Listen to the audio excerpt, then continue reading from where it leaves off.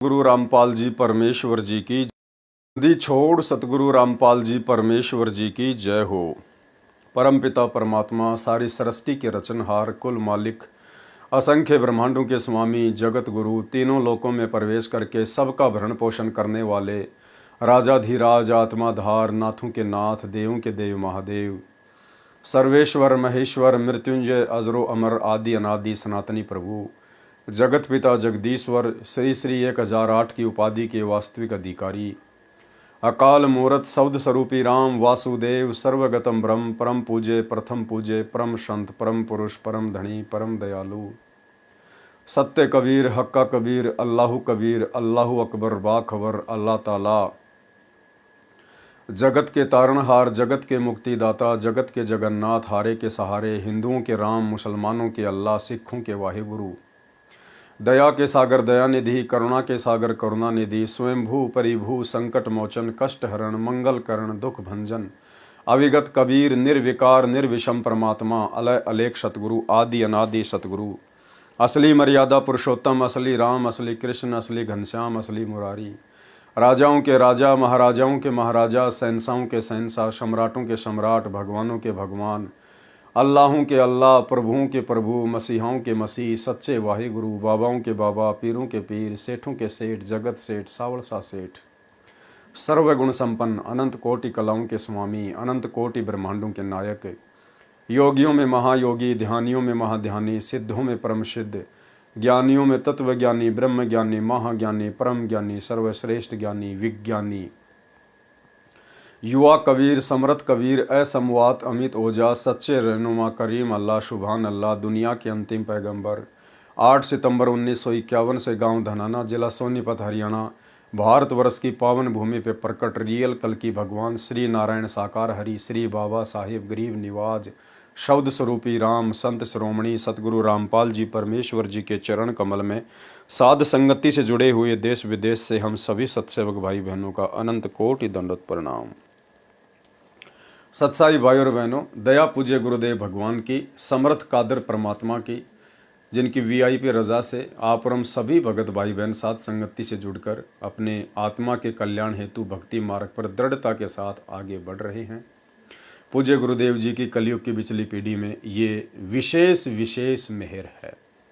भाई और बहनों, कबीर सागर के सरलार्थ के ऊपर वीडियो बनाने की श्रृंखला जारी है। परमात्मा हर वीडियो में हमें थोड़ा बहुत भक्ति मार्ग के विषय में नई नई जानकारियाँ दिलवाते हैं, हमारे विश्वास को अपने चरण कमल में बढ़ाते हैं। और भाई और बहनों, आगे भी हमें इसी प्रकार की जानकारियाँ कबीर सागर के सरलार्थ में मिलती रहेंगी।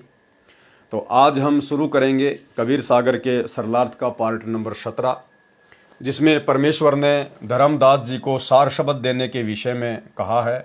धर्मदास जी को सार शब्द देने का प्रमाण कबीर वचन तब आयसू साहब अस भाखे सुरती निर्ति करी आज्ञा राखे लखूं सैन में देऊं लखाई धर्मदास सुनियो चितलाई लिखो पान पुरुष सैदाना आमिन देहूं पान परवाना। भावार्थ, परमेश्वर कबीर जी ने कहा कि हे धर्मदास, अब आपका दृढ़ निश्चय हो गया है, तूने अपने पुत्र को भी त्याग दिया है, अब मैं तेरे को पारस पान यानी सारनाम की दीक्षा देता हूँ, आमिनी देवी को भी सारनाम देता हूँ। जबकि आप देखेंगे आगे चलकर धर्मदास जी का फिर वो दृढ़ निश्चय फैल हो गया, फिर से अपने पुत्र नारायण दास की मोह ममता सताने लगी। जिस नारायण दास को परमात्मा ने आंखों दिखा दिया था कि ये काल का मृत्यु अंधा नाम का दूत है, उसके बावजूद भी धर्मदास की मोह ममता अपने पुत्र में उमड़ पड़ी और अपने वंशजों को वो सारनाम देने की सोचने लगा। तो यहाँ परमात्मा धर्मदास का दृढ़ निश्चय देखकर जो सारनाम देने की बात कह रहे हैं, ये धर्मदास का मन बहलाने के लिए। अन्यथा परमेश्वर अंतर्यामी है, उनको आगे पीछे का सब पता होता है। धर्मदास वचन, धर्मदास जी ने क्या कहा। भावार्थ, वाणियों को पढ़ने से ही पता चलता है कि इनमें कृत्रिम वाणी है। लिखा है कि रति सुरती सो गर्भ सो भयहु चूड़ामणि दास वास्ते लेहू। इस वाणी से यह सिद्ध करना चाहा है कि सुरती से सेक्स करने से चूड़ामणि का जन्म हुआ था। यानी कबीर पंथियों ने कबीर सागर में मिलावट की है कि धर्मदास जी ने 85 साल की उम्र में आमिनी देवी के साथ में सुरती से भोग विलास किया था, सेक्स किया था, जिससे चूड़ामणि की उत्पत्ति हुई। तो परमेश्वर सतगुरु रामपाल जी ने इसको बिल्कुल खारिज कर दिया है कि ऐसा बिल्कुल कुछ भी नहीं था, वो परमात्मा के वचन से उत्पन्न था। धर्मदास तो भोग विलास करने के लिए निमित्त बने थे। इस प्रकार कबीर सागर में अपनी बुद्धि के अनुसार यथार्थ वर्ण कई स्थानों पर नष्ट कर रखा है। इसके लिए जो मैंने रामपाल दास ने लिखा है वही यथार्थ जाने कि परमेश्वर की शक्ति से धर्मदास तथा आमिनी के सहयोग से पुत्र चूड़ामणि का जन्म हुआ था। कई कबीरपंथी जो दामाखेड़ा गद्दी वालों के मुरीद यानी शिष्य हैं, वे कहते हैं कि चूड़ामणि के शरीर की छाया नहीं थी, जिस कारण से कहा जाता है कि उनका जन्म सुरती से हुआ है। यहाँ याद रखें कि श्री ब्रह्मा महेश विष्णु के शरीर की छाया नहीं होती। उनका जन्म भी दुर्गा देवी अर्थात अष्टांगी तथा ज्योति निरंजन के भोग विलास अर्थात सेक्स करने से हुआ।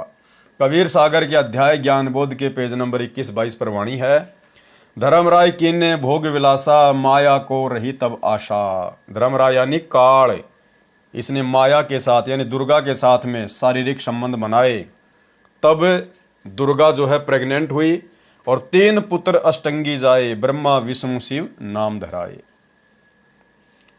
इसलिए यह कहना कि चूड़ामणि जी के शरीर की छाया नहीं थी, इसलिए यह लिख दिया कि सुरती से रति यानी सेक्स किया गया था, अज्ञानता का प्रमाण है। कबीर सागर के अनुराग सागर के पेज नंबर 126 का सारांश किया जा रहा है। स्पष्टीकरण दिया है कि वाणी में मिलावट करके भ्रम उत्पन्न किया है। मेरी यानी संत रामपाल दास की सेवा इसलिए परमेश्वर जी ने लगाई है कि सब अज्ञान अंधकार समाप्त करूं।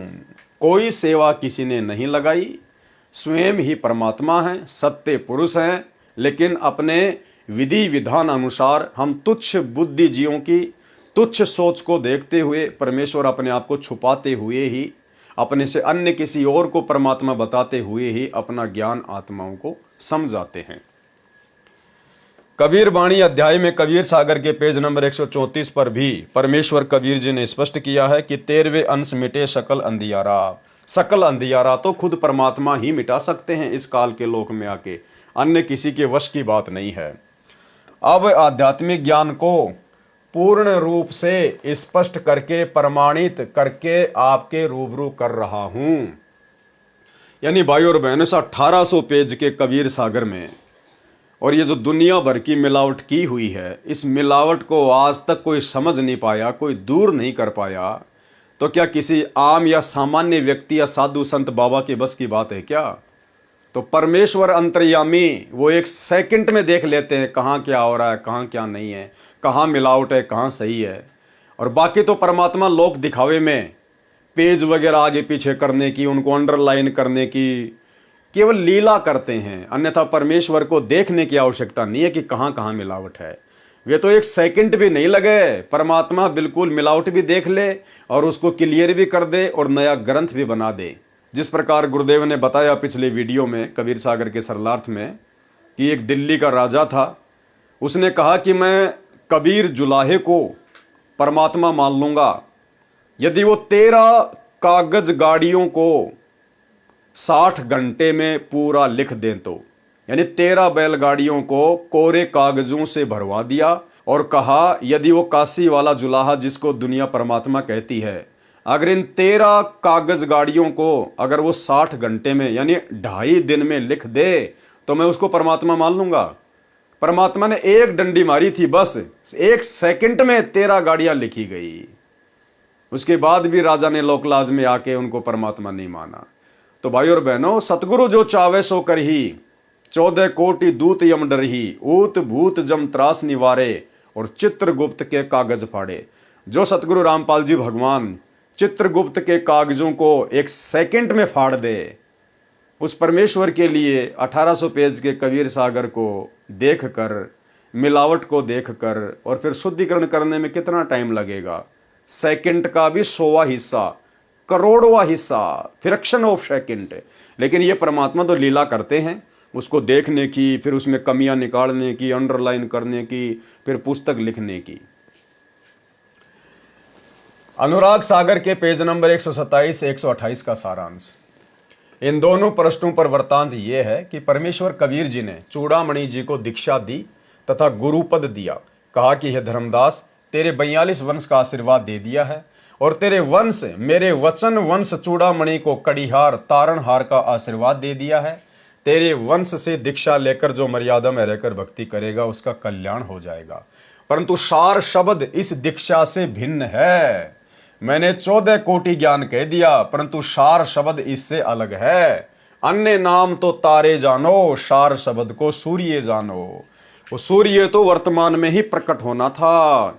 इस सूर्य ने तो इस 13वें वंश में ही सकल उजियारा करना था और स्वयं वो सूर्य, वो सार शब्द, वो विदे परमात्मा सत्य पुरुष कबीर देव 8 सितंबर 1951 को शिशु रूप में गांव धनाना, जिला सोनीपत, हरियाणा में प्रकट हुए और उसके बाद सन 1994 से परमेश्वर ने सकल उजियारा कर दिया ज्ञान आधार से और कुछ ही दिनों में पूरा विश्व प्रकाशित हो जाएगा। अनुराग सागर के पेज नंबर 129 का सारांश। धर्मदास वचन। धर्मदास विनती अनुसारी, हे प्रभु मैं तुम्हारी बलिहारी। जीवन काज वंश जग आवा, सो साहिब सब मोही सुनावा। वचन वंश चीने जो ज्ञानी, ताके नहीं रोके दुर्ज्ञानी। पुरुष रूप हम वंश ही जाना, दूजा भाव न हृदय आना। नौतम अंश प्रगट जग आए, सो मैं देखा ठोक बजाए। तब हूँ मोही संशय एक आवे, करहूँ कृपया जाते मिट जावे। हम कहें समर्थ दीन पठाई, आए जग तब काल फसाई। कि परमात्मा मुझे एक शंका है, आपने मुझे चूड़ामणि की आत्मा भी दिखा दी, सारे काम कर दिए, लेकिन मालिक मुझे एक शंका हो गई है। आप कह रहे हैं कि मैं भी मिनी सतलोक से आया था, मेरा नाम भी सुकृत है, मैं भी आपका अंश हूं, और जो चूड़ामणि आएगा वो भी मिनी सतलोक से आएगा, उसका नाम भी नौतम दास है, वो भी आपका अंश है। तो भगवान जिस प्रकार आपका अंश होते हुए इस काल ने मेरे को अपने जाल में फंसा लिया, तो क्या नौतम दास को नहीं फंसा सकता? क्या चूड़ामणि को नहीं फंसा लेगा? परमात्मा मेरी शंका का निवारण कीजिए। तुम तो कहो मोहि सुकृत अंसा, तब हूं काल कराल मुहि डंसा। ऐसे ही जो वंशन कह होई, जगत जीव सब जाय बिगोई। अगर उस आने वाले चूड़ामणि को भी काल ने भ्रमित कर दिया तो पूरे संसार का नाश हो जाएगा। ताते करहूं कृपया दुख भंजन, वंशन छले नहीं काल निरंजन। और कछु में जानू नाही, मोर लाज प्रभु तुम कह आई। भावार्थ, धर्मदास जी ने शंका की और समाधान चाहा कि हे परमेश्वर जी, आपने मेरे वंश यानी बिंद वालों को कड़ीहार नाद दीक्षा देकर मोक्ष करने वाला बना दिया। मुझे एक शंका है कि जैसे आपने मुझे कहा कि तुम सुकृत अंश हो, संसार में जीवों के उद्धार के लिए भेजा है, आगे मेरे को काल ने फंसा लिया। आप मुझे सुकृत अंश कहते हो तो भी मेरे को काल कराल ने डस लिया, यानी अपना रंग चढ़ा दिया। मैं धर्मदास काल के पुत्र श्री विष्णु पर पूर्ण कुर्बान था। आपने राह दिखाया और मुझे बचाया। कहीं काल मेरे वंश वालों के साथ भी छल कर दे तो संसार के जीव कैसे पार होंगे? वे सब नष्ट हो जाएंगे। इसलिए हे दुखभंजन, ऐसे दया करो कि मेरे वंश वालों का काल निरंजन ना ठग सके। मैं और अधिक कुछ नहीं जानता, मेरी लाज आपके हाथ में है। कबीर वचन। अनुराग सागर पेज नंबर 130 से 137 का सारांश। कबीर परमेश्वर जी ने बताया कि हे धर्मदास, काल बड़ा छलिया है। इसने पहले तो मेरे से 3 युगों में जीव थोड़े पार करने तथा कलयुग में जितने मर्जी पार कर देना, ये वर मांग लिया। बाद में कहा कि मेरे अंश काल के दूत पहले भेजूंगा, जो तेरे कबीर नाम से 12 पंथ चलाएंगे। उनके 4 मुखिया होंगे, अन्य भी होंगे। उसने अपने 4 मुख्य दूतों से कहा कि जगत में मेरा शत्रु कबीर जाएगा। यानी जब जोगजीत रूप में कबीर परमात्मा से काल का एग्रीमेंट हो गया, उसने सारे वरदान मांग लिए। उसके बाद काल ने अपने 4 विशेष दूतों को बुलाया, जय विजय रंभ कुरंभ। उनमें जय सबसे ज्यादा बदमाश है, खतरनाक बताया गुरुदेव ने।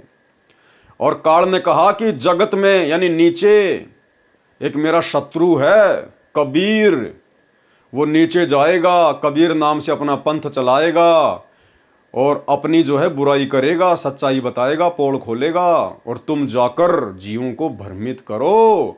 उस कबीर को शत्रु घोषित करवा दो जीवों से कि ये कुछ नहीं जानता अध्यात्म के बारे में, शास्त्रों के बारे में, और जो ब्रह्म है, ज्योति निरंजन है, वो ही परमात्मा है। ओम नाम ही सबसे बड़ा है।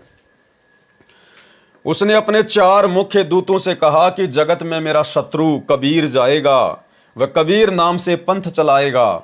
भव सागर उजाड़ना चाहता है, कोई अन्य लोक सुखदाई तथा अन्य सत्यपुरुष बताएगा, वो झूठ बोलता है। तुम जाओ, मेरी भक्ति दृढ़ाओ। इस प्रकार उसने काल निरंजन ने अपने दूत भेजे हैं।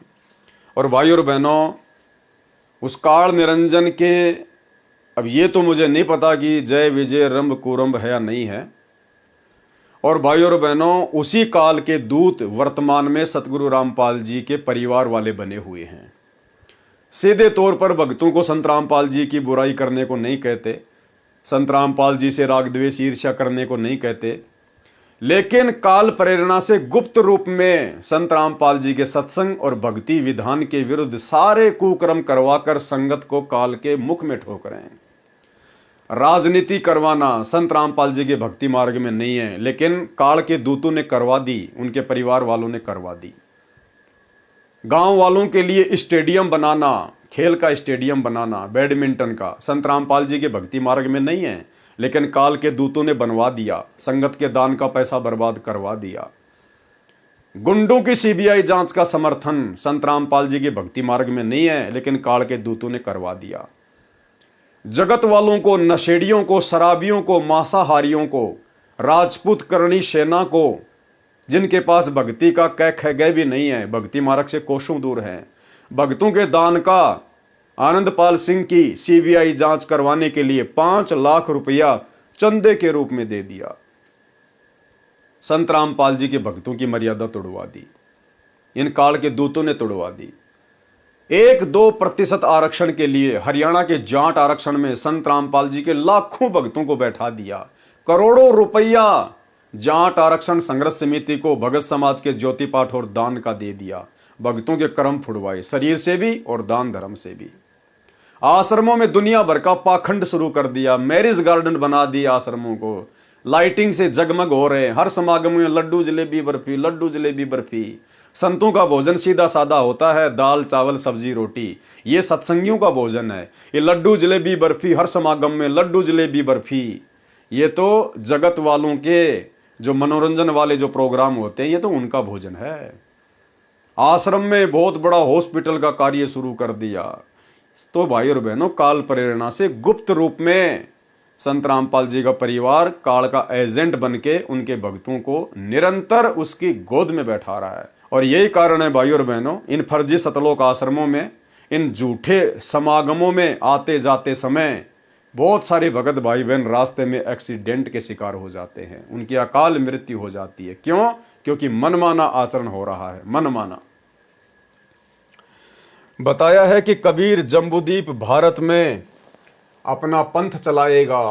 काल निरंजन ने अपने दूत भेजे हैं। बताया है कि कबीर जम्बूद्वीप भारत में अपना पंथ चलाएगा। तुम कबीर नाम से 12 नकली पंथ चलाना। काल ने अपने दूतों को समझाकर पृथ्वी पर जाने के लिए 4 मुख्य दूत हैं, रंभ, कुरंभ, जय, विजय। ये सब जालिम हैं, इनमें जय नामक दूत अधिक दुष्ट है। वह तेरे वंश को भ्रमित करेगा। बांधवगढ़ के पास गांव कुरकुट में चमार जाति में जन्म लेगा। साहब दास नाम कहावेगा। इसका पुत्र गणपति नाम का होगा। ये दोनों तेरी गद्दी वालों यानी वंश छाप वालों को भ्रमित करेंगे।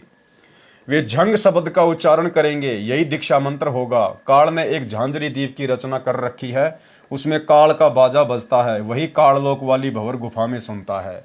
आरती चौका करेंगे और अपने पंथ को वास्तविक कबीर पंथ बताकर तेरे वंश को विचलित करेंगे।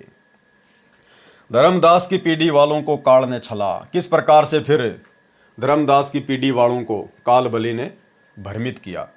अनुराग सागर पेज नंबर 138 से 142 तक का सारांश। अनुराग सागर के पेज नंबर 138 से 142 के सरलार्थ की विस्तृत जानकारी तथा दीक्षा देने की विधि कबीर सागर के अनुसार कृपया पढ़ें। इसी पुस्तक कबीर सागर का सरलार्थ में ज्ञान सागर के सारांश में क्रम से पेज नंबर 77 से 80 तक, पृष्ठ 52 में से 108 तक। संक्षिप्त वर्णन यहां करना भी अनिवार्य है, जो इस प्रकार है। पृष्ठ 138 पर भविष्य कथन अलग व्यवहार। परमेश्वर कबीर जी ने कहा कि हे धर्मदास, जो कुछ आगे तेरे वंश में होगा और कैसे तेरे 42 वंश तथा जगत के अन्य जीवों को पार करूंगा। जो कुछ आगे होए है भाई, सो चरित्र तो ही कहूं बुझाई। जो आगे होगा वह चरित्र पूछो धर्मदास। जब तक तुम शरीर में रहोगे तब तक काल निकट नहीं आएगा। तेरे शरीर त्यागने के पश्चात काल तेरे वंश के निकट आएगा और तेरे वंश का यथार्थ नाम दीक्षा खंडित करेगा। तेरे वंश वालों में यह अभिमान होगा कि हम धर्मदास के कुल के हैं, क्योंकि भाई और बहनों बिंद वालों में हमेशा अभिमान होता ही होता है। और वही अभिमान वर्तमान में संत रामपाल जी के परिवार में, उनके भाई में, उनके बेटा बेटियों में स्पष्ट दिखाई देता है। अन्यथा हमारे गुरुदेव भगवान ने तो कभी अपने जीवन में किसी सरपंच के साथ में भी खड़े होकर फोटो नहीं खिंचवाई, जबकि गुरुदेव के दोनों लड़के गुरुदेव के जेल जाने के बाद राजनेताओं के उपग्रह बने फिर रहे हैं, उनके तलवे चाट रहे हैं कि हो सकता है हमें भी राजनीति में आने का मौका मिल जाए, कोई विधायक वगैरह की कोई टिकट मिल जाए। और गुरुदेव के दोनों सुपुत्र राम और लखन, मनोज और वीरेंद्र, दोनों एक बीजेपी नेता के, एक लेफ्ट में खड़ा है एक राइट में खड़ा है, और अपना सौभाग्य समझ रहे हैं कि हमें बीजेपी नेता के कंधे के पास में खड़ा होने का सौभाग्य प्राप्त हो गया। भाई और बहनों, इसी को कहते मान बढ़ाई और अहंकार। मूर्खता की हद पार कर दी इन लोगों ने। और तेरे वंश का यथार्थ नाम दीक्षा खंडित करेगा। तेरे वंश वालों में यह अभिमान होगा कि हम धर्मदास के कुल के हैं, हम सब के तारणहार हैं, आपस में तो झगड़ा करेंगे ही। वे जो मेरा भेजा नाद यानी वचन का पुत्र यानी शिष्य यानी गुरुदेव अपने लिए संकेत कर रहे हैं, परंपरा वाले से जो मेरा सुपथ यथार्थ कबीरपंथ चलाएगा उसकी निंदा करके पाप के भागी होंगे। यानी धर्मदास, जब मैं बिचली पीढ़ी में जाऊंगा अपना 13वां यथार्थ कबीरपंथ चलाऊंगा तो वो मेरे साथ में भी झगड़ा करेंगे, मेरी भी निंदा चुगली करेंगे और पाप के भागी बनेंगे। पार तो हो ही नहीं सकते। परमेश्वर ने स्पष्ट कर दिया, धर्मदास के वंश वाले, धर्मदास की गुरु गद्दी वाले, ये जितने भी कबीरपंथी हैं, विशेषकर दामा खेड़ा वाले, ये संत रामपाल जी से दीक्षा नहीं लेंगे, मानवश अहंकारवश, इसलिए पार नहीं हो पाएंगे। इसलिए भाई, धर्मदास जी की गुरु गद्दी वालों से जितनी भी जनता चिपकी पड़ी है, भाई आप लोगों का सौभाग्य है अगर उन काल के दूतों से अपना पीछा छुड़वा के परम संत सतगुरु रामपाल जी के शरण में आ सको तो धर्मदास की गुरु गद्दी वाले पार नहीं होंगे। परमात्मा अंतर्यामी है, उन्होंने आगे की बता दी। क्योंकि जो बिंद वाले होते हैं वो अभिमानी होते हैं, उनमें मान बढ़ाई का जहर भरा होता है। बताओ, उनके आज वर्तमान में कई करोड़ों की संख्या में शिष्य हैं, और वे हम तो धर्मदास की गद्दी से हैं, हमारे को मोक्ष का अधिकार है। वो कैसे संत रामपाल जी से दीक्षा ले लेंगे जिनके मुट्ठी भर भी भगत नहीं है। तो भाई और बहनों, परमात्मा ने स्पष्ट कर दिया कि वो पार नहीं हो पाएंगे। इसलिए अपने वंश को समझा देना कि जब काल का दाव लग जाए, वंश परंपरा कुपथ पर चले, तो मैं अपना नाद शिष्य परंपरा वाला अपना अंश भेजूंगा, उसको प्रेम से मिलें, उससे दीक्षा ले लें। जैसे मेरा पुत्र कमाल था, यानी परमात्मा धर्मदास को बता रहे हैं उस समय अपने मुंह बोले पुत्र कमाल के विषय में, जैसे मेरा पुत्र कमाल था जिसको मैंने मृतक से जीवित किया था, उसको दीक्षा भी दी थी, वह स्वयंभू गुरु बन गया था, अपना जीवन नष्ट किया और अनेकों को भी ले डूबा। ठीक इसी प्रकार वर्तमान में संत रामपाल जी के दोनों बेटे, उनका भाई, लाखों की संगत से राजनीतियां करवा के उनको डुबो रहे हैं, उनका सत्यानाश करा रहे हैं, भक्तों के दान धर्म का आडंबर और पाखंड में खर्च करके उनका सत्यानाश कर रहे हैं। विस्तार से वर्णन अध्याय कमाल बोध के सारांश में पेज नंबर 431 से 437 पर पढ़ें।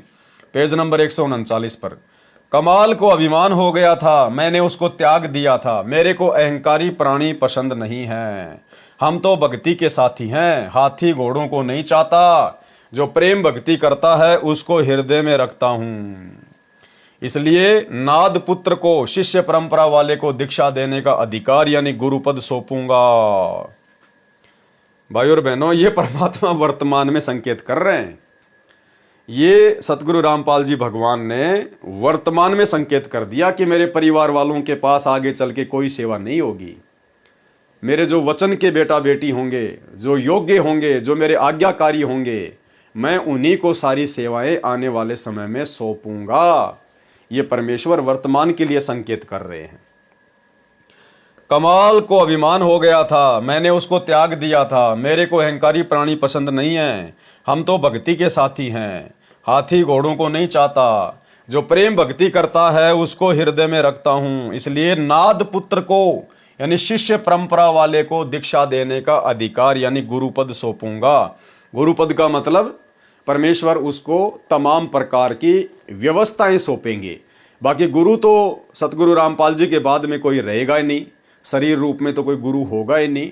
नाम दीक्षा उनके इलेक्ट्रॉनिक शरीर से दी जाएगी, डीवीडी वगैरह से दी जाएगी। लेकिन आगे की जो सेवाएं होंगी, जो मैनेजमेंट का कार्य होगा, वो परमात्मा अपने वचन के शिष्यों के हाथों में ही सौंप कर जाएंगे, सब कुछ सेट करके। इसलिए नाद पुत्र को शिष्य परंपरा वाले को दीक्षा देने का अधिकार यानी गुरुपद सौंपूंगा। मेरा पथ नाद से ही उजागर होगा। मेरा पंथ नाद से ही उजागर होगा, बिंद वालों से नहीं होगा, यानी प्रसिद्ध होगा। तेरे वंश वाले बहुत अहंकार करेंगे। धर्मदास जी ने चिंता जताई कि आप नाद वाले को गुरुपद दोगे, परंतु मेरे वंश वाले कैसे मोक्ष प्राप्त करेंगे। परमेश्वर कबीर जी ने कहा कि तेरे वंश वाले हों चाहे अन्य जीव, जो मेरे द्वारा भेजे अंश यानी नाद अंश से दीक्षा लेकर मर्यादा में रहेंगे, यानी सतगुरु रामपाल जी परमेश्वर जी स्वयं के लिए कह रहे हैं कि धर्मदास तेरी गुरुगद्दी वाले, तेरे वंश वाले अगर मेरे से उपदेश लेंगे, यानी जो 13वां कबीर पंथ चलाएगा, यदि उससे उपदेश लेंगे और मर्यादा में रहेंगे तो कैसे पार नहीं होंगे। जो हमारे वचन को मानेगा वही वंश वाला मुझे प्यारा लगेगा, जो मेरे वचन को मानेगा वही मुझे प्यारा लगेगा। अब गुरुजी के वचनों के नियमों की इन आश्रमों में तो धज्जियां उड़ाई जा रही है, धज्जियां। एक भी नियम सही प्रकार से सुरक्षित नहीं है। तो भाई ये वचन तो साध संगति में निभाए जा रहे हैं गुरुदेव के आशीर्वाद से, और गुरुदेव तो उसी को प्रेम करते हैं जो उनके वचन में चलेगा। जो हमारे वचन को मानेगा वही वंश वाला मुझे प्यारा लगेगा। बिना वचन यानी नाद वाले को गुरु माने बिना पार नहीं हो सकता, मोक्ष प्राप्त नहीं कर सकता। तेरे 42 पीढ़ी को मैंने एक वचन से पार कर दिया है। वह वचन यह है कि नाद परंपरा वाले से दीक्षा लेकर पार हो जाएंगे। बिंद वाले वंश कहलाते हैं और वचन नाद वाले बिना वे अपने घर यानी सतलोक नहीं जा सकते। अनुराग सागर पेज नंबर 140 का सारांश। कबीर वचन ही चल रहे हैं। परमेश्वर कबीर जी बता रहे हैं कि मेरा नाद का पुत्र चूड़ामणि है, ये मेरा शिष्य है, और आपका वंश यानी बिंद का पुत्र है। यह है मेरी आज्ञा से पंथ चलाएगा, जीवों का कल्याण करेगा। परंतु हे धर्मदास, तेरा वंश यानी कुल के लोग अज्ञानी हैं, वे ठीक से ज्ञान नहीं समझेंगे। मेरे अंश को जो मैं भेजूंगा यानी स्वयं जो कबीर परमात्मा आ चुके हैं, जो मैं भेजूंगा उसको नहीं समझ सकेंगे और अन्य काल के दूतों से भ्रमित होकर कुमार्ग पर चलेंगे। जो कुछ आगे तेरी वंश गद्दी वालों के साथ होगा वह सुन। चूड़ामणि के पश्चात छठी पीढ़ी वाले महंत को काल द्वारा चलाए गए 12 पंथों में से 5वां टकसारी पंथ होगा, वो ठगेगा, अपना ज्ञान सुनाकर प्रभावित करके काल जाल में डालेगा। तेरा छठी पीढ़ी वाला पोता उस टकसारी पंथ वाले से दीक्षा लेगा और उसी वाला आरती चौका किया करेगा। वही हुआ वर्तमान में जो दीक्षा बांधवगढ़ गद्दी वाले महंत दे रहे हैं तथा जो आरती चौका कर रहे हैं, वह वही काल के दूत टकसारी वाली साधना है। हे धर्मदास, इस प्रकार तेरा वंश अज्ञानी होकर काल के धोखे में पड़कर नरक में जाएगा। तेरा वंश मेरी वह दीक्षा जो मैंने चूड़ामणि को दी है उसको छोड़ देगा, टकसारी वाली दीक्षा लेकर अपना जीवन नाश करेगा। ऐसे तेरा वंश यानी कुल दुर्मति को प्राप्त होगा। वे तेरे वंश वाले ठग मेरे नाद अंश को बाधित करेंगे, यानी सतगुरु रामपाल जी परमेश्वर जी की भक्ति में भी बाधा करेंगे, पाप के भागी होंगे। अब धर्मदास जी ने क्या कहा, हे परमात्मा, पहले तो आप कह रहे थे कि तेरे 42 पीढ़ी को पार कर दूंगा, अब आप कह रहे हो कि कालजाल में फंसेंगे। ये दोनों बात कैसे सत्य होंगी? तो कबीर परमेश्वर ने कैसे समझाया? परमेश्वर कबीर जी ने कहा कि हे धर्मदास, तुम सावधान हो और अपने वंश को समझा देना कि जिस समय काल झपट्टा लगाएगा यानी मार्ग से तेरे वंश को भ्रमित करेगा, तो मैं अपना नाद यानी शिष्य परंपरा वाला हंस प्रकट करूंगा। यथार्थ कबीर पंथ यानी भक्ति मार्ग से भटके मानव को सत्य भक्ति पर दृढ़ करूंगा। उसी से दीक्षा लेकर तेरे वंश वाले मोक्ष प्राप्त करेंगे। वचन वंश चूड़ामणि की संतान भी नाद यानी शिष्य शाखा वाले से दीक्षा लेकर मोक्ष प्राप्त करेगा। विशेष विवेचन। अब भाई और बहनों, इस विशेष विवेचन में जो बातें लिखी गई है ये दास की थोड़ी समझ से बाहर की बातें हैं। जहां तक दास को अंदेशा है, ये सतलोक आश्रम मैनेजमेंट हरियाणा वालों की तरफ से मिलावट है।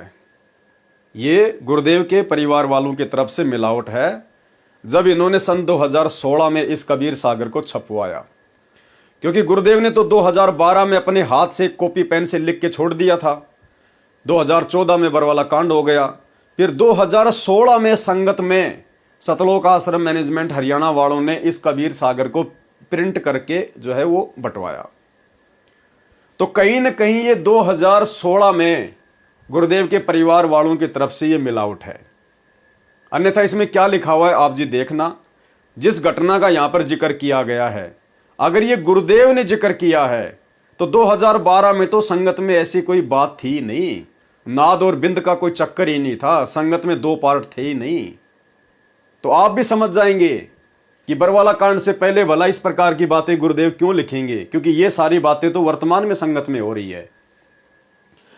कुछ व्यक्ति इस प्रकरण को सुनकर भ्रम फैलाते हैं कि रामपाल के बिंद वालों से इस पंथ का नाश होगा। हम रामपाल के नाद वाले शिष्य हैं, हमारे से ये पंथ आगे फैलेगा। हमें दान का पैसा दो, रामपाल वालों को ना दो। ऐसी बातें तो बरवाला कांड से पहले कभी संगत में हुई नहीं। बरवाला कांड से पहले 2 पार्ट संगत में थे ही नहीं कि भाई हम नाद वाले हैं, गुरुदेव के परिवार वाले बिंद वाले हैं। कोई जानता ही नहीं था इन बातों को। नाद बिंद का कोई चक्कर ही नहीं था। तो जहां तक दास को संदेशा है, गुरुदेव के जेल जाने के बाद जब पीछे से सतलोक आश्रम वालों ने इसको प्रिंट करवा के संगत में बंटवाया, उस समय यह प्रकरण यहां पर लिखा गया है। क्योंकि गुरुदेव के जेल जाने के बाद फिर संगत में 2 पार्ट हो गए और ज्ञान आधार से हम सत्सेवक भाई बहनों को इस प्रकार से समझाने लगे थे। लेकिन यहां पर जो बात लिखी गई है वो बिल्कुल सरासर गलत है। यदि हम सत्सेवकों के लिए लिखी गई है तो, कि हमें दान का पैसा दो, रामपाल वालों को ना दो। हमने कभी भी नहीं कहा कि हमें दान का पैसा दो। हम तो यही कहते हैं कि हम दान का पैसा लेने के अधिकारी नहीं हैं। हम ज्योति पाठ और दान का पैसा लेने के अधिकारी नहीं हैं, और ना ही गुरुदेव के परिवार वाले दान का पैसा लेने के अधिकारी हैं। तो यहाँ पर जिस प्रकार से बातें लिखी गई है भाई और बहनों, ऐसी घटना बरवाला कांड से पहले तो संगत में घटित हुई नहीं, और ना इस प्रकार से कभी हमने कोई जिक्र सुना। अन्यथा जो पुराने भगत हैं वो तो कम से कम इस बात का जिक्र करते। यदि बरवाला कांड से पहले भी ऐसी कोई बकवास थी तो बरवाला कांड से पहले तो गुरुदेव के परिवार के खिलाफ कोई बोलता ही नहीं था। किसी की जुबान ही नहीं निकलती थी, किसी की हिम्मत ही नहीं थी। तो ये 2016 में जब संगत में बंटवाया गया प्रिंट करवा के, उस समय हम सत्सेवकों के खिलाफ गुरुदेव के परिवार वालों ने इस प्रकार की बातें लिखी हैं जो बिल्कुल गलत है, झूठ है। हमें दान दो, हमने कभी भी संगत से दान का पैसा नहीं मांगा। कुछ व्यक्ति इस प्रकरण को सुनकर भ्रम फैलाते हैं कि रामपाल के बिंद वालों से इस पंथ का नाश होगा। हम रामपाल के नाद वाले शिष्य हैं, हमारे से यह पंथ आगे फैलेगा। हमें दान का पैसा दो, रामपाल वालों को ना दो। क्योंकि गुरुदेव ने कभी अपने सत्संगों में जिक्र किया ही नहीं इस बात का। इतने पुराने पुराने भक्तों से हमारे संपर्क है, वर्तमान में भी है, पहले भी थे, किसी भगत ने इस बात का जिक्र किया ही नहीं। तो ये सरासर मिलावट है यहाँ पर। जिस प्रकार धर्मदास के परिवार वालों ने कबीर सागर में मिलावट कर दी, यहाँ गुरुदेव के परिवार वालों ने कबीर सागर के सरलार्थ में मिलावट कर दी। ऐसे व्यक्ति काल के दूत हैं। वे अपने स्वार्थवश ऐसा भ्रम फैलाते हैं। मैं स्पष्ट करना चाहूंगा कि धर्मदास के बिंद वाले गुरु पद प्राप्त करके भक्ति विधि में परिवर्तन करके सत्य साधना त्याग कर काल साधना करते कराते हैं। भक्ति विधि तथा ज्ञान गलत होने से यथार्थ पंथ का नुकसान अर्थात हाश होता है। मेरे पश्चात कलयुग में कोई गुरु पद पर रहेगा ही नहीं। ये 13वां अंतिम पंथ है। ये दास रामपाल दास अंतिम सतगुरु है। मेरे प्रकाश पुंज यानी इलेक्ट्रॉनिक शरीर से यानी डीवीडी वाले स्वरूप से नाद दीक्षा दी जा रही है। अब ये बात परमात्मा क्यों लिखेंगे कि दीक्षा दी जा रही है, जबकि आपने पहले पेज नंबर 79 पर जब पढ़ा इसी कबीर सागर के सरलार्थ में, तो गुरुदेव ने एक ही पेज पर 3 बार कहा है कि डीवीडी से दीक्षा आगे दी जाएगी, आगे दी जाएगी। और यहां लिख रखा है कि डीवीडी से नाम दीक्षा दी जा रही है। तो ये दोगली बातें हमारे गुरुदेव भगवान नहीं करेंगे। ये इस प्रकार की दोगली बातें इस कबीर सागर के सरलार्थ को सन 2016 में छपवाते समय हम सत्सेवकों के खिलाफ होकर उनके परिवार ने मिलावट करके लिखी है। यही आगे चलेगी। यह प्रक्रिया सन 2009 से चल रही है, जबकि पहले तो गुरुदेव ने कभी जिक्र नहीं किया कि 2009 से प्रक्रिया चल रही है। लाखों अनुयायी बन चुके हैं, प्रत्येक को लाभ हो रहा है और होता रहेगा। अब तो भक्ति विधि यानी भक्ति के मंत्र बदल सकते हैं न ज्ञान, फिर पंथ नष्ट होने का प्रश्न ही नहीं रहता। नाद और बिंद का झंझट ही समाप्त हो गया। डीवीडी से गुरु जी के नाम को दिलाने की सेवा नाद वालों को मिले चाहे बिंद वालों को, पंथ नष्ट नहीं हो सकता, आगे ही बढ़ेगा। अनुराग सागर पेज नंबर 141 का सारांश। सार शब्द की चास यानी अधिकार नाद के पास होगा। देखो परमात्मा बार बार जिक्र कर रहे हैं भाई और बहनों, चाहे कोई कितनी मिलावट कर दो, फिर भी गुरुदेव ने स्पष्ट कर दिया कि सार शब्द की चास यानी अधिकार नाद के पास होगा। यदि तेरा बिंद पुत्र परंपरा उससे दीक्षा नहीं लेंगे तो वे नष्ट हो जाएंगे। परमेश्वर कबीर जी ने नाद की परिभाषा स्पष्ट की है, कहा है कि हे धर्मदास, तू मेरा नाद पुत्र यानी वचन पुत्र यानी शिष्य है, इसलिए तेरे को मुक्ति मंत्र यानी सार शब्द दे दिया है। परमेश्वर कबीर जी ने धर्मदास जी को दीक्षा देने का अधिकार नहीं दिया था और सख्त निर्देश दिया था कि जो सार शब्द मैंने तेरे को दिया है ये किसी को नहीं बताना है। यदि ये तूने बता दिया तो जिस समय पिछली पीढ़ी कलयुग में चलेगी, यानी जिस समय कलयुग 5505 वर्ष बीत जाएगा सन 1997 में, तब मैं अपना नाद वंश भेजूंगा, मेरा यथार्थ कबीर पंथ चलेगा। उस समय से पहले यदि ये सार शब्द काल के दूतों के हाथ लग गया तो सत्य असत्य भक्ति विधि का ज्ञान कैसे होगा, जिस कारण से भगत पार नहीं हो पाएंगे। कबीर सागर में कबीर बाणी अध्याय के पेज नंबर 137 पर तथा अध्याय जीव धर्म बोध पेज नंबर 1937 पर प्रमाण है, जिसमें कहा है कि धर्मदास मेरी लाख दुहाई, सार शब्द कहीं बाहर ना जाई, सार शब्द बाहर जो पर ही बिचली पीढ़ी हंस नहीं तरही। सार शब्द तब तक छिपाई जब तक द्वादश यानी 12 पंथ न मिट जाई। सबसम वेद बोध पृष्ठ 121 तथा 171 पर कहा है कि चौथा युग जब कलयुग आई, तब हम अपना अंश पठाई, काल फंद छूटे नरलोई, सकल सृष्टि परवानिक होई। घर घर देखो बोध विचारा यानी ज्ञान चर्चा होगी, सत्य नाम सब ठोर उचारा। 5505 तब ये वचन मेरा होएगा साचा, कलयुग बीत जाए तब एता सब जीव परम पुरुष पद चेता। प्रिय पाठकों, कलयुग सन 1997 में 5505 वर्ष पूरा कर गया है। यहां तक सार शब्द छुपा कर रखना था। बीच बीच में धर्मदास जी वंश मोह में आकर सार शब्द अपने पुत्र चूड़ामणि जी को बताना चाहते थे। अब बताओ भाई और बहनों, अंतर्यामी परमात्मा धर्मदास जी की आगे की स्थिति से भली भांति परिचित थे, फिर भला कैसे उसको ओरिजिनल सार नाम दे देते, सार शब्द दे देते। तो परमेश्वर ने उसको जो भी दिया केवल उसका मन बहलाने के लिए। उसी समय अंतर्यामी परमेश्वर कबीर जी प्रकट होकर कुछ दिन साथ रहकर उसको दृढ़ करते थे। अंत में धर्मदास जी को जगन्नाथपुरी में जीवित समाधि दे दी, यानी जीवित ही पृथ्वी में दबा दिया। धर्मदास जी ने स्वयं कबीर जी से कहा था कि हे परमेश्वर, मैं पुत्र मोह वश होकर सार शब्द बता सकता हूं, मेरे वश से बाहर की बात हो चुकी है, आप मुझे सत्य लोक भेज दो, नहीं तो बात बिगड़ जाएगी। तब धर्मदास जी को जीवित समाधि दी गई थी। यह प्रमाण दामाखेड़ा वाले महंत द्वारा छपवाई गई पुस्तक आशीर्वाद शताब्दी ग्रंथ में पेज नंबर 95 पर है। अनुराग सागर के पृष्ठ 141 का शेष सारांश। कबीर परमेश्वर जी ने कहा कि हे धर्मदास, चारों युगों में देख ले, मेरे यथार्थ कबीर पंथ को नाद परंपरा ने प्रसिद्ध किया है। गुरुदेव भगवान कह रहे हैं कि चारों युगों का इतिहास उठा के देख लो, मेरे यथार्थ कबीर पंथ को मेरे वचन के बेटा बेटियों ने मेरे नाद वाले बेटा बेटियों ने, शिष्य और शिष्याओं ने ही प्रसिद्ध किया है। मेरे परिवार वालों ने, मेरे बिंद वालों ने हमेशा इसका सत्यानाश ही किया है। क्या निर्गुण क्या सरगुण है, नाद बिंद पंथ नहीं चलेगा। यदि तेरे बिंद वाले उससे दीक्षा लेंगे तो वे पार हो जाएंगे। तेरे बिंद वालों को इस प्रकार 42 पीढ़ी को पार करूंगा। जब कलयुग 5505 वर्ष पूरा करेगा, उसके पश्चात सर्व विश्व दीक्षित होगा, तो धर्मदास जी के वंशज भी दीक्षा लेकर कल्याण कराएंगे। यदि नाद की आशा बिंद यानी परिवार यानी वंश वाले छोड़ देंगे, तो तेरे बिंद पीढ़ी वाले काल के जाल में फंसेंगे।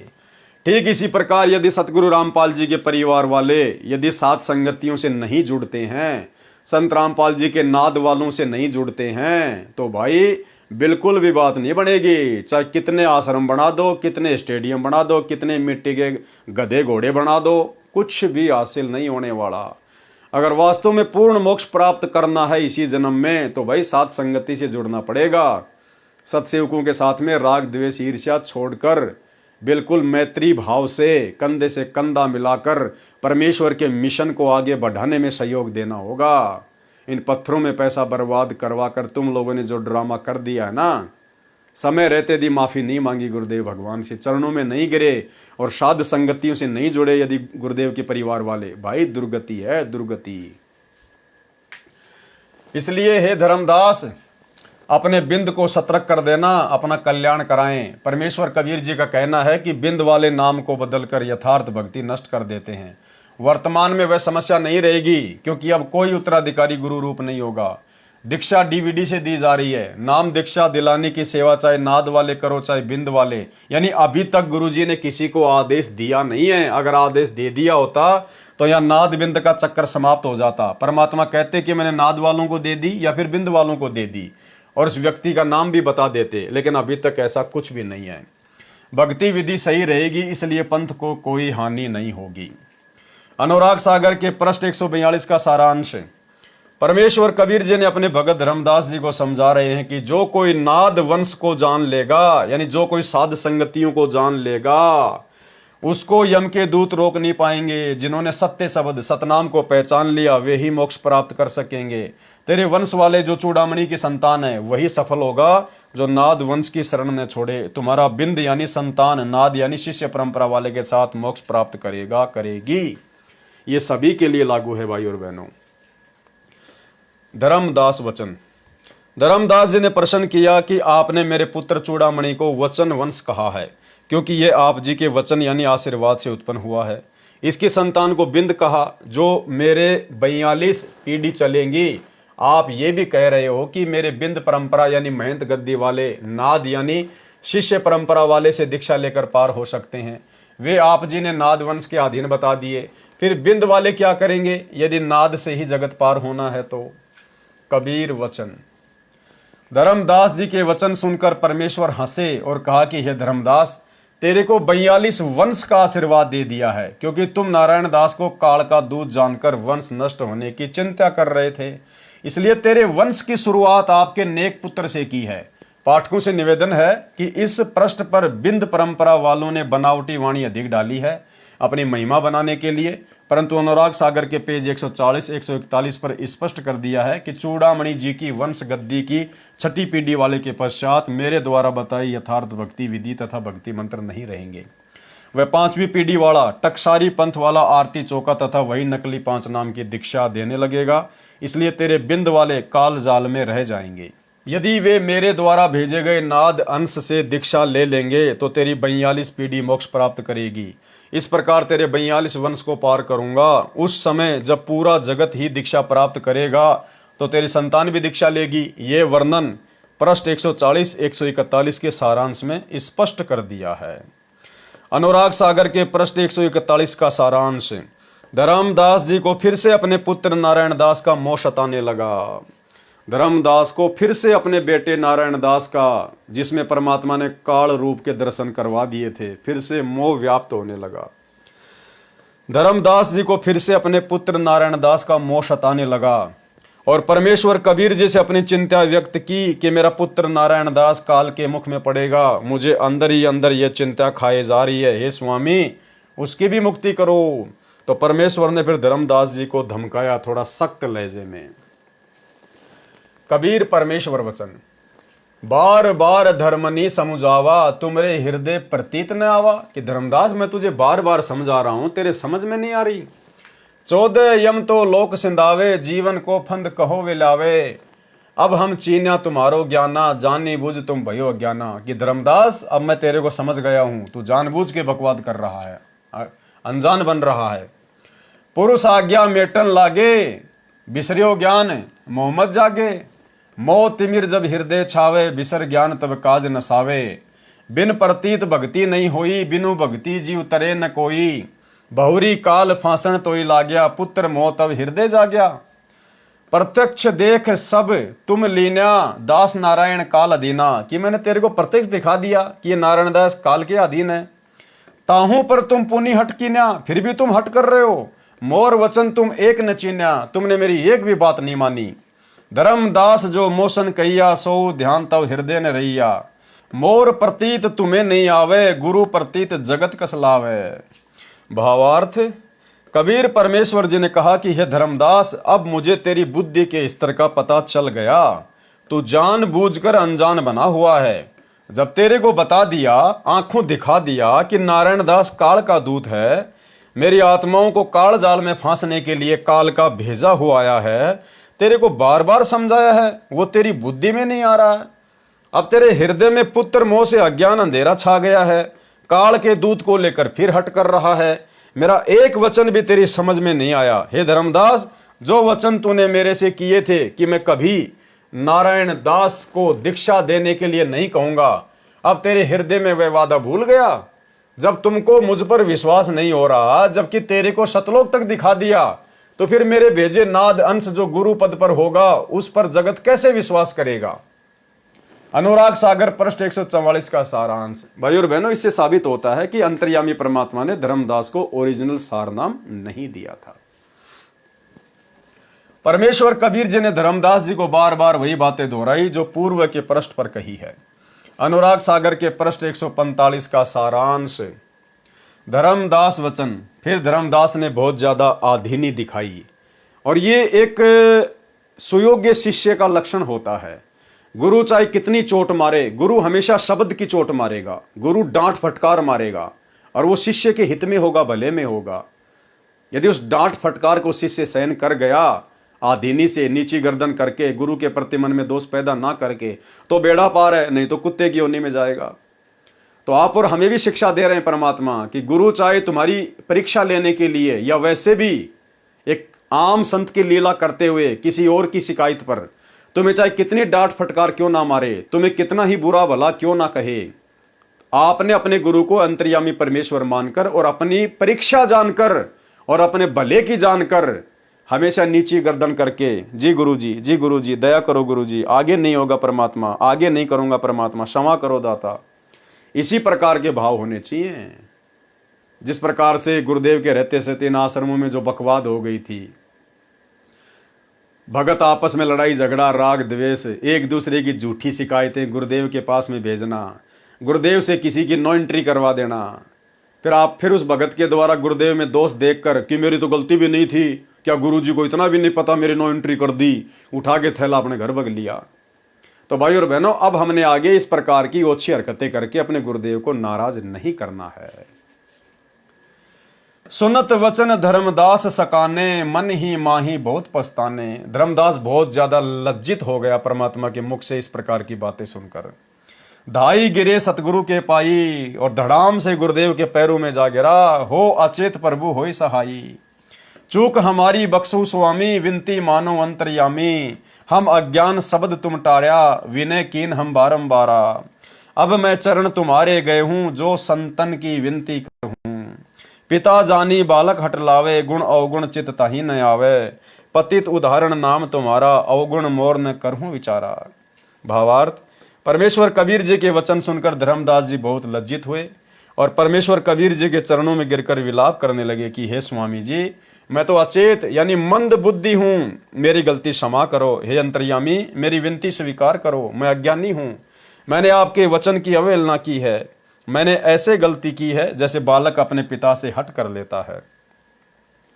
पिता बालक की गलती पर ध्यान नहीं देता, उसके अवगुण क्षमा कर देता है। आपका नाम तो पतित उद्धारण है, आप पापियों का उद्धार करने वाले हो। मेरे अवगुणों पर ध्यान ना दो, बालक जानकर क्षमा कर दो। यानी गुरु चाहे कितनी डांट मारे, पहली बात तो हमने ऐसा कोई कर्म करना नहीं जिससे हमें गुरु की डांट खानी पड़े। और फिर भी यदि गुरु हमें डांट मार देता है तो उसको प्रसाद समझकर, जैसे प्रसाद को गर्दन झुकाकर हाथ आगे फैलाकर ले लेते हैं, ऐसे हमने गुरु जी की डांट फटकार को प्यार प्रेम से ले लेना है और परमेश्वर से क्षमा ही मांगना है, सवाल जवाब नहीं। चाहे आप कितने ही बड़े राजा हरिश्चंद्र हो और आपकी झूठी शिकायतें किसी ने लगा रखी है, और गुरु यदि आपको डांट फटकार मार रहा है तो इसे अपनी परीक्षा समझें, परमात्मा का प्रसाद समझें, अपनी गलतियों को स्वीकार करें कि गुरु जी हो सकता है मैं नीच हूं, पापी हूं, परमात्मा मेरे से कोई गलती हो गई, मालिक क्षमा करो, आगे से नहीं होगा। ये नहीं कि गुरु जी उसने तो पहले उसकी शिकायत लगाई थी, झूठी लगाई थी, गुरु जी यो मेरी झूठी शिकायत लगा रहा है, गुरु जी मैंने ये काम किया ही नहीं। ये शब्द नहीं निकलने चाहिए गुरु के आगे। गुरु के सन्मुख वचन ना कहिए, सो शिष्य रहनी गहनी शुक्ल। चाहे आपके ऊपर कितना ही बुरा इल्जाम क्यों ना लगा दिया हो और आप बिल्कुल पाक साफ हो, फिर भी हाँ जी गुरु जी नीच हूं, परमात्मा पापी हूं, दुष्ट हूं, भगवान हो गया होगा, ये मालिक क्षमा करो, आगे ध्यान रखूंगा। इसी प्रकार से कबीर परमेश्वर वचन, परमेश्वर कबीर जी ने कहा कि हे धर्मदास, आप सत्य पुरुष के अंश हो, आप नारायण दास का मोह त्याग दो, तुम में और मेरे में कोई भेद नहीं है, क्योंकि आप मेरे नाद पुत्र, शिष्य रूपी पुत्र हो। आप तो जगत में यथार्थपन चलाने के लिए आए हो, जीवों का उद्धार करने के लिए भेजा है। परमेश्वर कबीर जी ने इस प्रकार धर्मदास को उत्साहित किया। धर्मदास वचन, हे प्रभु तुम सुख सागर दाता, मुझ किंकर को करो सनाथा, जब लग हम तुमको नहीं चीन्या, तब लग मति काल हर लेन्या, जब ते तुम आपन कर जाना, तब ते मोई भयो दृढ़ ज्ञाना, अब नहीं दुनिया मोही सुहाई, निश्चय गही चरण तुम धाई, तुम तजी मोई आन की आशा, तो मुई होय नरक मुवासा। भावार्थ, धर्मदास जी ने कहा कि हे परमेश्वर, आप तो सुख सागर दाता हैं, मुझ किंकर मुझ दास को शरण में लेकर सनाथ कर दिया। जब तक मैंने आप जी को नहीं जाना था तब तक तो मेरी बुद्धि काल ने छीन रखी थी, जब से आपने मेरे को शरण दी है, यानी अपना मान लिया है, उसी दिन से मुझे आपके चरणों में दृढ़ निश्चय है। अब मुझे ये संसार अच्छा नहीं लग रहा है। यदि मैं आपको त्याग कर किसी अन्य में श्रद्धा करूं तो मेरा नरक में निवास हो। कबीर वचन। भावार्थ, कबीर परमेश्वर जी ने धर्मदास जी से कहा कि तेरा धन्य भाग है कि तूने मेरे को पहचान लिया। परमात्मा फिर कह रहे हैं कि धर्मदास तेरा सौभाग्य जो तूने मेरे को पहचान लिया। तू कभी तो स्टार्ट हो जाता है, कभी बंद हो जाता है, कभी स्टार्ट हो जाता है, कभी बंद हो जाता है। तो परमात्मा कह रहे कि तेरा धन्य भाग जो तूने मेरे को पहचान लिया। लेकिन पहचानना कहाँ था भाई और बहनों, और मेरी बात मानकर पुत्र मोह त्याग दिया। अगर पुत्र मोह त्याग दिया होता तो परमात्मा जगन्नाथ में ले जाकर जीवित समाधि नहीं देते। लेकिन परमात्मा उत्साह बढ़ाते हैं भगत का। अनुराग सागर के पेज 146 का सारांश। इस पृष्ठ में ऊपर की वाणी बनावटी है। ये धर्मदास जी की संतान चूड़ामणि जी वाली दामाखेड़ा गद्दी वाले महंतों की कलाकारी है। इसमें कोशिश की है यह दर्शाने की कि नारायण दास वाली संतान तो बिंद वाली है और चूड़ामणि वाली संतान नाद वाली है, ताकि हमारी महिमा बनी रहे कि हमारे से दीक्षा लेकर ही जगत के जीवों का कल्याण होगा। याद रखें कि नारायण दास ने तो कबीर जी की दीक्षा ली नहीं थी, वह तो विष्णु उर्फ श्री कृष्ण पुजारी था। उसके पंथ का कबीर पंथ से कोई लेना देना नहीं है। प्रिय पाठ को कबीर जी कहते हैं कि चोर चुरावे तुमड़ी, गाड़े पानी माही, वो गाड़े वह ऊपर आवे, सच्चाई छानी नाही। अनुराग सागर के पेज 140 पर परमेश्वर कबीर जी ने स्पष्ट कर रखा है कि मेरा शिष्य यानी नाद तथा तेरे बिंद से उत्पन्न हुआ चूड़ामणि जो पंथ चलाएगा और जीवों की मुक्ति कराएगा, इस चूड़ामणि को मैंने दीक्षा दी है तथा गुरुपद दिया है। ये मेरा नाद पुत्र है। आगे इसकी बिंदी यानी संसार धारा चलेगी। ये इस गुरु गद्दी पर विराजमान होंगे। वे अज्ञानी होंगे। छठी पीढ़ी वाले महंत को काल के 12 पंथों में 5वां पंथ टकसारी पंथ होगा, वो भ्रमित करेगा। जिस कारण से मेरे द्वारा बताए यथार्थ भक्ति विधि तथा यथार्थ मंत्र त्याग कर टकसारी पंथ वाले मंत्र तथा आरती चौका दीक्षा रूप में देने लगेगा। तुम्हारा वंश यानी चूड़ामणि वाली संतान दुर्मति को प्राप्त होगी। वे बटपारे ठग बहुत जीवों को 84 लाख के चक्कर में डालेंगे। और ये दामाखेड़ा वाले जो हैं ये उसी चूड़ामणि वाली वंश परंपरा से आ रहे हैं। नरक में ले जाएंगे। जो मेरा नाद परंपरा का अंश आएगा उसके साथ झगड़ा करेंगे, यानी सतगुरु रामपाल जी के साथ में झगड़ा करेंगे। प्रत्यक्ष प्रमाण। प्रिय पाठकों, सन 2012 में मेरे कुछ अनुयायियों द्वारा मेरे विचारों की लिखी एक पुस्तक यथार्थ कबीर पंथ परिचय का प्रचार करते करते दामाखेड़ा छत्तीसगढ़ में चले गए। उस दिन दामाखेड़ा महंत गद्दी वालों का सत्संग चल रहा था। उस दिन समापन था। मेरे शिष्य सत्संग से जा रहे भक्तों को वह पुस्तक बांटने लगे।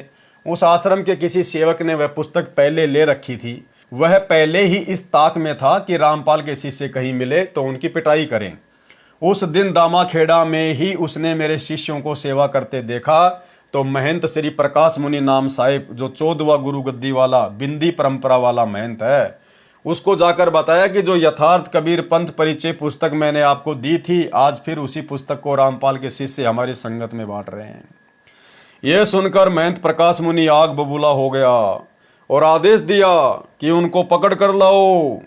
उसी समय पुस्तक बांट रहे मेरे अनुयायियों में से 5 को गाड़ी में जबरदस्ती डालकर ले गए। भाइयों और बहनों, गुरुदेव ने जो बात बोल दी परम सत्य है, यानी सतगुरु रामपाल जी अंतर्यामी हैं, सबके विषय में अच्छी प्रकार से जानते हैं। तो प्रकाश मुनि आग बबूला हो गया कि पकड़ के लाओ उनको, संत रामपाल जी के शिष्यों को, और उनको जबरदस्त पिटाई की।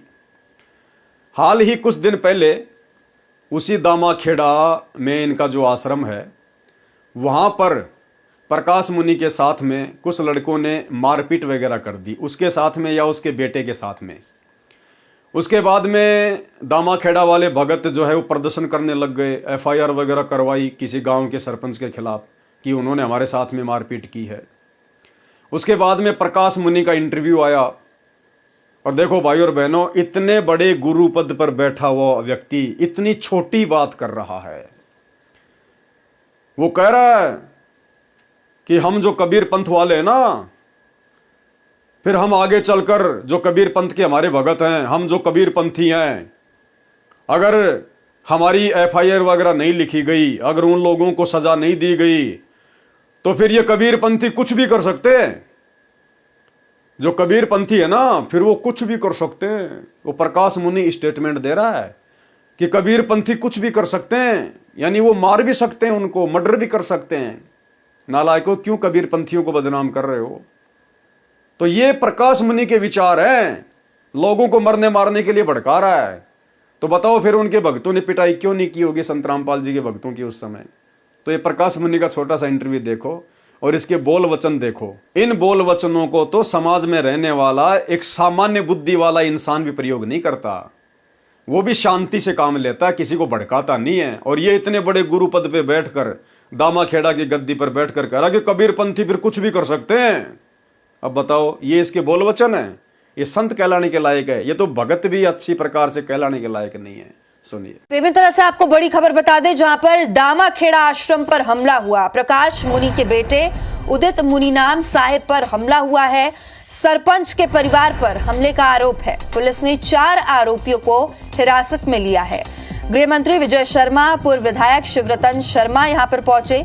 सिमगा तहसील के दामाखेड़ा की घटना बता रहे हैं आपको, जहां पर आश्रम में हमला हुआ। पुलिस ने 4 आरोपियों को हिरासत में लिया है। सरपंच के परिवार पर हमले का आरोप है। गृह मंत्री विजय शर्मा, पूर्व विधायक शिवरतन शर्मा यहां पर पहुंचे। सिमगा तहसील के दामाखेड़ा की यह घटना है। प्रकाश मुनि के बेटे पर यह हमला हुआ। पंथ प्रकाश मुनि नाम साहिब का बयान भी इसमें सामने आया है। थप्पड़ मार ले तो भी हम बर्दाश्त करेंगे, लेकिन हमारे कबीर पंथ के भविष्य पर कोई उंगली उठाएगा, कबीर पंथ बिल्कुल भी बर्दाश्त नहीं करेगा। अगर पुलिस कड़ी से कड़ी कार्रवाई नहीं करेगी तो फिर कबीर पंथी लोग, जो लोग आज हमला किए, कबीर पंथी लोग उनके साथ कुछ भी कर सकते हैं, फिर इसके लिए हम जिम्मेदार नहीं होंगे। जो लोग आज हमला किए, कबीर पंथी लोग उनके साथ कुछ भी कर सकते हैं, फिर इसके लिए हम जिम्मेदार नहीं होंगे। जो लोग आज हमला किए, कबीर पंथी लोग उनके साथ कुछ भी कर सकते हैं, फिर इसके लिए हम जिम्मेदार नहीं होंगे। यह सुनकर महंत प्रकाश मुनि आग बबूला हो गया और आदेश दिया कि उनको पकड़ कर लाओ। उसी समय पुस्तक बांट रहे मेरे अनुयायियों में से 5 को गाड़ी में जबरदस्ती डालकर ले गए। अन्य शिष्य पता चलने पर भाग निकले। जिन सेवकों को दामाखेड़ा वाले पकड़ कर ले गए थे उनको बेरहमी से मारा पीटा। उनसे कहा कि कहो फिर नहीं बांटेंगे। उन्होंने कहा कि इसमें गलत क्या है ये तो बताओ। उन सब मेरे शिष्यों को पीट पीट कर अचेत कर दिया। फिर मुकदमा दर्ज करा दिया कि शांति भंग कर रहे थे। 3 दिन में जमानत हुई।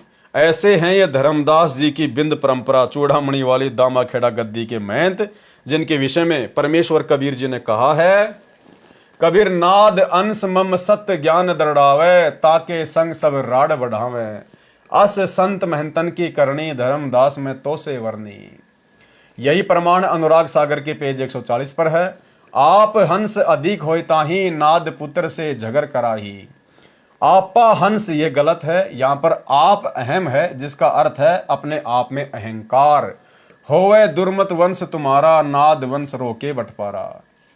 प्रिय पाठकों, ये सर्वलक्षण मुझदास, रामपाल दास तथा दामाखेड़ा की गद्दी वाले धर्मदास जी के बिंद वालों पर खरे उतरते हैं। अनुराग सागर के इसी पेज 146 पर आगे गुरु महिमा है। अनुराग सागर के पृष्ठ 147 का सारांश। इसमें भी गुरुदेव की महिमा का ज्ञान है जो सामान्य ज्ञान है। अनुराग सागर के पेज 148 का सारांश। इसमें भी गुरु की महिमा है जो सामान्य ज्ञान है। अनुराग सागर के पेज 149 पर भी गुरु महिमा है, ये सामान्य ज्ञान है कि परम संत की प्राप्ति के पश्चात उसके साथ कपट चतुराई न रखें, सच्चे मन से उनके वचनों का पालन करके कल्याण कराएं, काग वृत्ति को त्याग कर हंस दशा को अपनाएं। अनुराग सागर पेज 150 पर भी सामान्य ज्ञान है। अनुराग सागर के पृष्ठ 151 का सारांश। शरीर के कमलों की जानकारी। अब भाई और बहनों, आज के वीडियो में हम केवल इतना ही लेंगे।